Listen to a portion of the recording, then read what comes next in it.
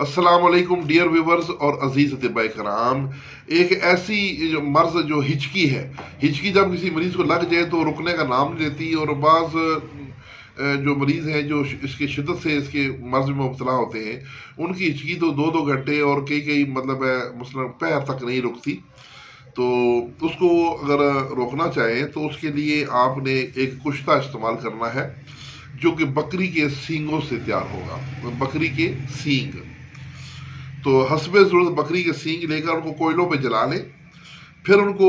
جب وہ جل کے سوختہ ہو جائیں تو ان کو پیس کر شیر مدار کی مدد سے اس میں ٹکیاں بنا لیں، یعنی اتنا شیر مدار ملائیں جس میں وہ تر ہو جائیں، پھر اس کو رگڑائی کر کے خشک کر کے ٹکیاں بنا لیں،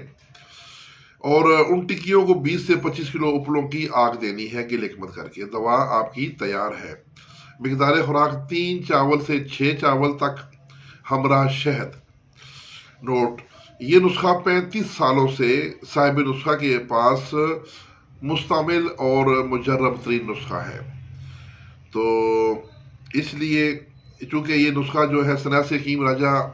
اقبال صاحب کی عمر اس وقت تقریباً 72 سال ان کی عمر ہے، تو انہوں نے وعدہ کیا تھا میرے پاس آنے کا کہ مجھے آ کر یہ نسخہ دیں گے، اور میں نے کہا تھا میں آپ کی ویڈیو خود بناؤں گا، لیکن وہ چونکہ بیمار بھی ہیں، ان کی ابھی عمر بھی اتنی زیادہ ہو گئی ہے،